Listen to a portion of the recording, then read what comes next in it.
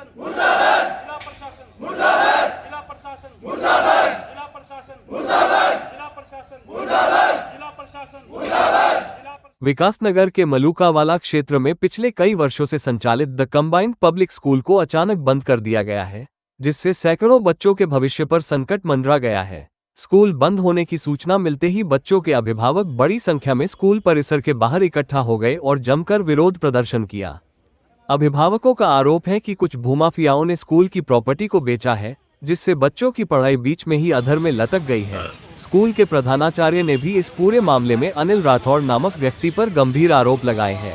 वैसे तो मेरे कल ही संज्ञान में आया कि पूरा मामला था क्या। वैसे तो झगड़े का तो मुझे पता लग गया था, लेकिन कल जब हमने प्रिंसिपल साहब से बात करी, इनके घर गए, इनके बच्चे की भी हालात देखी, उनके दोनों हाथों को तोड़ रखा है ना। अब वो मामला क्या है वो तो जब कागजों में जाएगा, ये कोर्ट का मामला है। लेकिन मेरा जिला प्रशासन, शिक्षा विभाग और इन लोगों से ये आग्रह है, आप लोगों के माध्यम से, आज तो हम संडे था इसलिए हम तहसील नहीं जा पाए, आप लोगों के माध्यम से ये बात वहाँ तक पहुँचेगी कि भैया वो जो 150-200 बच्चे हैं उनके भविष्य का क्या होगा।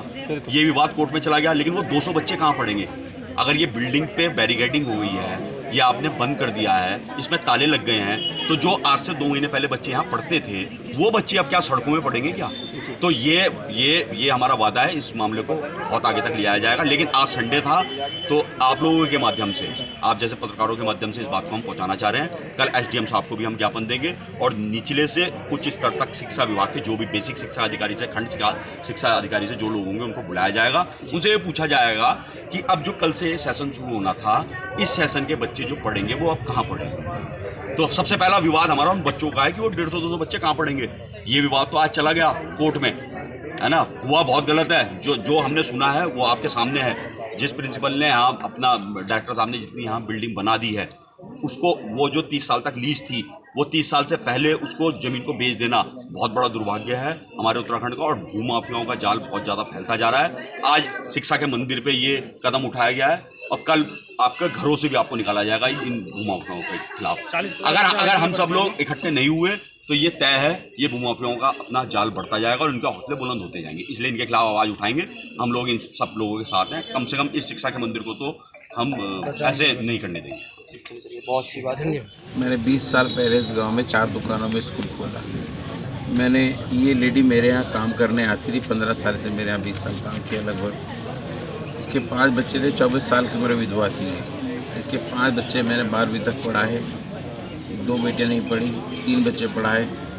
जिस दिन मेरी मदर की डेथ हुई ना, उससे एक दिन पहले मैंने इसकी बेटी की शादी के लिए पैसा भी दिया। उसके बाद इसने ही जिद करके स्कूल यहाँ बनवाया कि मेरी सास बेचना नहीं चाहती, आप इसको ले लीजिए, क्योंकि मेरी सास इस ज़मीन को बेचकर मेरी नंदों को और मेरे देवर को देना चाहती है। अगर आप इस ज़मीन को ले लेंगे तो मेरा कब्जा हो जाएगा, मैं बच जाऊंगी। मैंने इसकी हेल्प करने के लिए, पूरा गांव जानता है, इसकी हेल्प करने के लिए मैंने ज़मीन को ले लिया, लीज पर लिया 30 साल के लिए, और मैंने बिल्डिंग बना दी।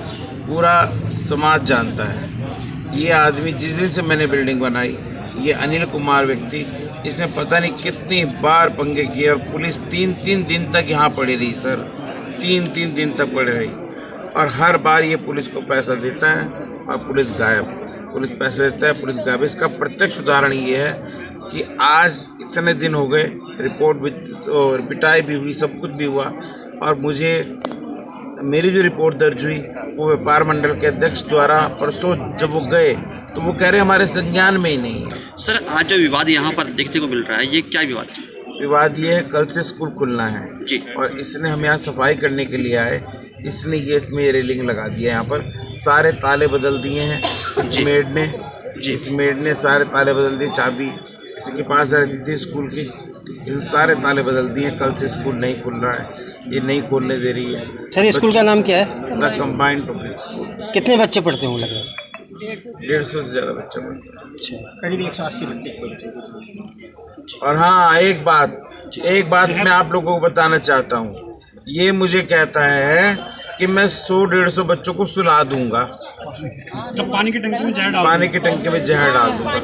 ये मुझे जहर डाल दूंगा। अनिल राठौड़ बोलता है इस बात। अनिल राठौड़ बोलता है इस बात को। तो सर, अभी तक आपने कहाँ इसकी शिकायत की? सब जगह शिकायत है, सब जगह। जिलाधिकारी, पुलिस प्रशासन। तो क्या आश्वासन मिला? कुछ नहीं। कोई आश्वासन नहीं, कुछ आश्वासन। तो अगला कदम क्या होगा? अगला कदम आत्महत्या होगा, मेरा 4 परिवार। एक क्लासो देवी की थी जो हमारे अजय सर ने लीज पे ली थी 30 साल के लिए।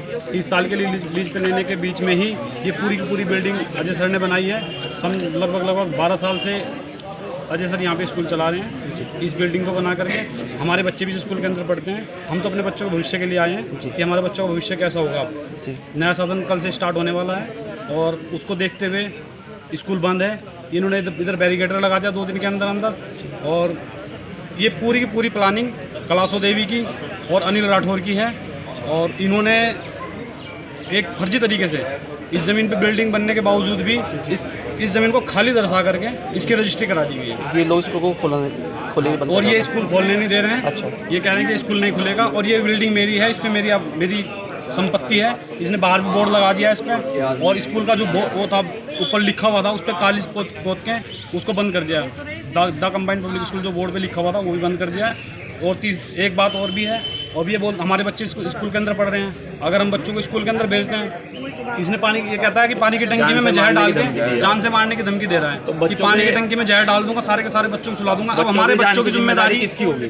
हमारे बच्चे की जिम्मेदारी या तो अनिल ले या प्रशासन ले या कलासो देवी ले।